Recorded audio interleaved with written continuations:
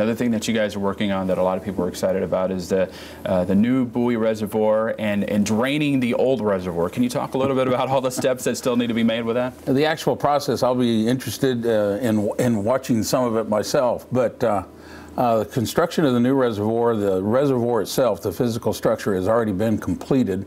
We're now in phase 2 and 3 of that project. Phase 2 is essentially piping from that reservoir to the water plant. It's a few miles, I want to say a mile or two further south than the existing Boeye Reservoir. Right there, and south of the airport? Yeah. Everybody knows what that big lake back there by the airport is that you see on the left-hand side as you're coming in normally. And that one has been there, I can't even tell you how long, but it has served its purpose over the years. But now that that land that it sits on is prime development property, and the city would like to see us be able to utilize that for increasing our tax base rather than it sitting there with water on top of it. So we've moved that reservoir south. We're completing the piping, and I guess we're about 90% complete with that. And then there's a few other structures and equipment that has to go in, but we should be, I guess, filling that reservoir sometime towards the end of this year, and possibly even operating and start draining Bowie shortly thereafter. All right, and what else does that entail, Mr. Rodriguez, as far as once you drain it, I guess it has to be compacted with soil and made available for use? Right. You know, I remember talking about this project a few years ago, and it's kind of an abstract thing to describe and to try to comprehend what it takes to move, quote unquote, a reservoir. Obviously, you don't move it. What you do is you build a new infrastructure for the new reservoir and make all of the necessary improvements in order to connect the reservoir to the plant. And then you just drain down the existing. And so I'm not going to say that the project is easy, but it's less complicated than most people would think.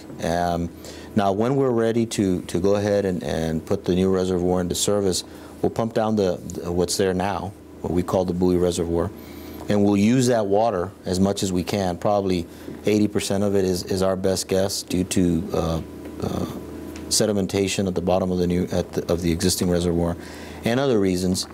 And once we pump that down, we'll start the new one up. Obviously, we're going to do all of the testing of the pumps and piping before we do any of this other thing.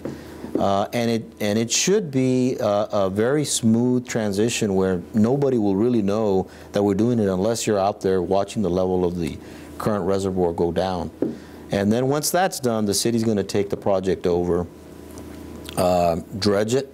You know, it's been underwater for some 40 or 50 years, so we have a pretty good idea of what's down there, but until we drain the whole thing, we're really not going to know. Take all of that sedimentation out, let it dry up, and then they're going to start filling it, compacting it, and getting it ready for whatever development does occur there. And you have to, that's a lot of dirt that you have to fill it with, right? Yeah, it is a lot of dirt. We had quite a bit of dirt come out of the new reservoir. However, in the specs, in order to try to save the ratepayers some money, we left it to the contractor and said that if you need the dirt, use it, and then whatever dirt is left, we'll use it at the existing reservoir. So it's quite a bit of dirt that we're going to need. Some of it we'll be able to use the actual embankment that's there now, fill that in, and then bring it back up with some good clay. But it's going to be a really cool process to see. All right, and how much of a challenge is it to regulate the flow of water from the new reservoir to the plant? Well, one of the most important things is we have a complete piping system from the existing, or I should say the new reservoir, to the headworks at the plant. That way we have full control over the flow of water. We have zero loss of water from the reservoir to the plant, and we're not dependent on anybody else to utilize that water as needed from the reservoir to the plant. Although we're still reliant on irrigation districts to deliver the water, we have increased our capacity or capability to deliver water from District 2, which is the 2nd Street Canal, and also from District 3, which is the Bicentennial Canal.